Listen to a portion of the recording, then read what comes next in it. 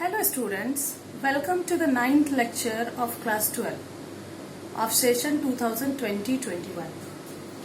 In this video, I will discuss about the process of microsporogenesis. In my previous video, I have explained you the structure of male reproductive system, that is anther. Today also I will give you a bit revision of that, and then after that I will pursue. Please pay attention towards the diagram. In my previous lecture also I have explained you about the anther wall. As far as anther wall is concerned, the four distinct layers are present inside the anther: epidermis, endothecium and middle layer. And the fourth one is the tapetum layer, which provide nourishment to the microsporangial cell, which are present at the center of each four structure which are present inside the anther lobe. Now we will see how these microsporangial cell mature and form the pollen grain or the male gamete. As the time proceeds, the development takes place inside the microsporangial cell and the size of these microsporangial cell increases. Several microsporangial cells destroy also, but many of them attain to a larger size, and the space between these microsporangial cell also increases. In the initial stage, these microsporangial cells, they are very compactly packed, but as the time proceeds, they mature, their size increases and the space between them also increases. And all these cells are now termed as MMC, that is microspore mother cell. Now these each and every microspore mother cell, they have potential to be converted into the pollen grain or the male gamete. Now what happened to this MMC? Actually these MMC, they will go meiosis, that is first meiotic division take place. Pay attention here. MMC, it is actually a haploid cell. Haploid means the chromosome number is 2n. It will go first mitotic division, and in mitotic division what happened? We used to get 4 daughter cells which are haploid in nature. And whatever cell we are getting, they will form a structure which is known as microspore tetrad. Tetrad is actually the structure. It is a cluster of 4 haploid cells. As far as the arrangement of cells or the 4 haploid nucleus in the cell, the tetrads are of different types. Please pay attention here. Tetrahedral type. In this type of a structure, it is a 3D type structure in which first, second, third and fourth cell is present just back to it. And this structure, that is tetrahedral type of this microspore tetrad, is the most common structure, and the maximum angiospermic flowers show this structure. Now come to the other one. This is isobilateral structure, and in this structure what we see that haploid nucleus, they are arranged, or the tetrad cells, they are arranged like this: 1, 2, 3 and 4th. Now the next one is linear arrangement. In this we see that the 4 cells are linearly arranged like this, and the last one is F-sepid structure. This is also known as Dickson type of tetrad, and the 4 cells, they combine together to form a F-like structure. So the most important thing about this microspore tetrad is that this is actually the cluster of 4 haploid cells, and these all 4 haploid cells, they are attached together. Means they are not divided through the cytoplasm. Only the nucleus, 4 different nucleus are present which are haploid in nature. Now in next step what we see, these tetrad structure, they will separate, and 4 different haploid cells will be formed. These haploid cells are known as microspores. Now these microspores will go through several changes and they will be converted into the pollen grain. So what are the main processes or the main thing which happen in these haploid microspores is each microspore will be coated by 2 layers. One layer will be from outer and other will be inner. See what happened actually.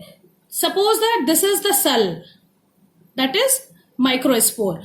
So this is the plasma membrane which cover this particular nucleus, haploid nucleus. Now what happened? There is a layer made up of cellulose and pectin. This layer is known as intine. This layer is very important and it plays a very vital role in the formation of pollen tube. And there is another layer which is the outside layer, and this layer is discontinuous layer. This layer is made up of a very unique substance, that is sporopollen, and this layer is known as exine. This sporopollen is one of the most resistant known substance of the world, and it can sustain several types of different harsh substances, like very acidic substance, very basic substance, high temperature, anything it can withstand. So one thing more is here to see in this structure is that this exine layer is not continuous. At several points we see that gaps are present, and these gaps are known as germ pole. And at this germ pole place, this exine is absent. See this germ pore. There are two different types of structure through which we can see in these gaps, that is a circular structure and this furrow-like structure. Where this circular structure is present, this is known as germ pore, and where this furrow is present, this is known as germ furrow. Now what happened after that? The cell, haploid nucleus, which is present inside this microspore, it will divide mitotically. Now see, two nucleus are being formed. See this.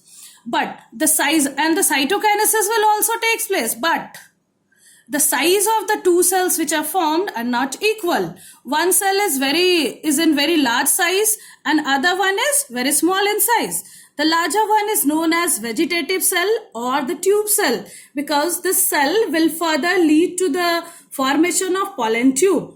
And the smaller one, that is the generative cell, it will lead to the formation of gamete, that is pollen.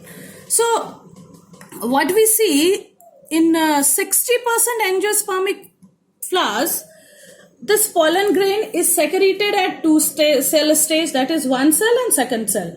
But in 40% angiospermic flowers, we see that these pollen grain are liberated out at stage. What happened in this three-stage cell is this particular generative nucleus, once again it divides mitotically, and two gametes generative cells are formed, and these two cells are liberated out through the pollen tube. Now question arises, what happened when these pollen are matured inside the anther lobe? Actually, this is the final stage when all these pollen are being matured. After maturation, all the three walls, that is epidermis, endothecium and middle wall, they get fabricated and the whole structure become very hard. It is actually at this point that the process of digestion takes place. Means this wall get ruptured from here and the pollen will come out through its pollen kit. So something more about this pollen grain we have to see, and this is the important property about which you must know, that is pollen variability. Pollen variability is actually the time duration for which any pollen can remain alive or active. So there are certain examples that rice and wheat plants pollen, they can survive for 30 minutes. There are several pollens which can survive for several years. Then the second point is pollen allergy. There are several cases where we see that the pollen of different flowers, they show allergic reaction to various individuals. The most common example is the pollen of plant Parthenium. This is also known as carrot grass, and the combination of carrot grass plus wheat pollen, they cause pollen allergic reaction which is known as hay fever. And this reaction is very much common in South India. Then the next important thing about the pollen grain is pollen product. Nowadays it is in very good fashion that we are taking pollen grain as a nutritive supplement in the form of tablets and syrup, as people believe that they have very nutrition value, they are very good for the mind development and for the stamina development also. So it is nowadays this pollen tablets and syrup are given to children, and several times athletes also used to take the pollen to increase their stamina, but it is illegal. Now the last point is pollen storage. Sometimes this used to happen that the pollen of very good variety of plant is being stored for the future use, so that the artificial hybridization can be taken. So how we will store this pollen? So these pollen are stored in liquid hydrogen at 196 degrees Celsius temperature. So students, this is all about the male gamete.